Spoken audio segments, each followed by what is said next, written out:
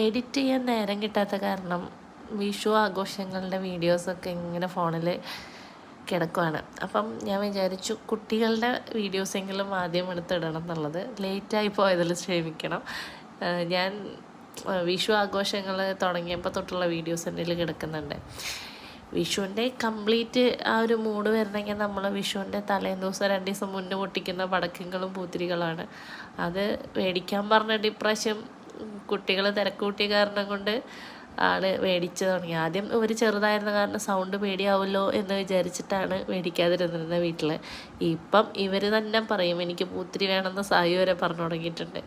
അങ്ങനെ ഞങ്ങൾ വൈകുന്നേരങ്ങളിൽ ഇങ്ങനെ പടക്കമൊക്കെ പൊട്ടിക്കും. പിന്നെ എനിക്ക് അവരെക്കാൾ എക്സൈറ്റ്മെൻ്റ് ആണിത് കത്തിക്കാനെങ്കിലും എന്നെ ഇപ്പോൾ അമ്മമാരെ ഏൽപ്പിച്ചേക്കുന്ന ദൗത്യം വീഡിയോ എടുക്കുക എന്നുള്ളതാണ്.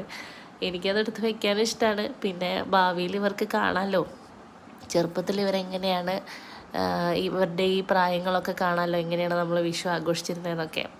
സായുവിന് പൂത്തിരി കത്തിക്കുന്നതിൻ്റെ ഇടയിൽ പടക്കം ചേട്ടന്മാർ മറ്റേ മേശപ്പൂ കത്തിക്കുന്നത് പോലെ എനിക്കും കത്തിക്കണം എന്ന് പറഞ്ഞിട്ടായിരുന്നു അവിടെ ബഹളം. പിന്നെ പലതിനും കത്തിച്ച് പല രീതിക്കുള്ള കത്തിക്കലുകളൊക്കെ ആയി. വീടിന് ചുറ്റും വണ്ടികളാണ്, നമ്മുടെ പോർച്ചിലും പറമ്പിലും സൈഡിലും എല്ലായിടത്തും. അപ്പോൾ സത്യം പറഞ്ഞാൽ പടക്കം പൊട്ടിച്ചെറിയാനൊരു മൂല ഇല്ലാണ്ട് തപ്പി നടക്കായിരുന്നു ഞങ്ങൾ. പിന്നെ പോരാത്തതിനൊരു നായ്ക്കുട്ടിയുണ്ട്, അപ്പോൾ അതിന് ഒത്തിരി പേടിയാണ് സൗണ്ടും. അങ്ങനെ ഞങ്ങളുള്ള സൗകര്യത്തിൽ വിഷു ആഘോഷിക്കാനും പടക്കം പൊട്ടിക്കാനുള്ള ഇഷ്ടങ്ങൾ കാരണം കൊണ്ട് പടക്കമൊക്കെ പൊട്ടിച്ചു നല്ല രീതിയിൽ ആഘോഷിച്ചിട്ടാണ് ഇപ്രാവശ്യം വിഷു വൈൻഡപ്പ് ചെയ്തത്.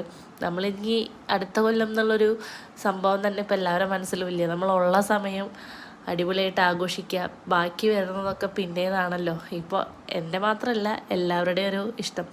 അങ്ങനെ ഞങ്ങൾ അടിപൊളിയായിട്ട് വിഷുവൊക്കെ ആഘോഷിച്ചു, സദ്യയൊക്കെ കഴിച്ച് ആണ് പിരിഞ്ഞത്. എന്തായാലും ബാക്കി വീഡിയോസ് ഉടനെ തന്നെ എഡിറ്റ് ചെയ്ത് ഇടാമെന്ന് വിചാരിക്കുന്നു. Bye bye.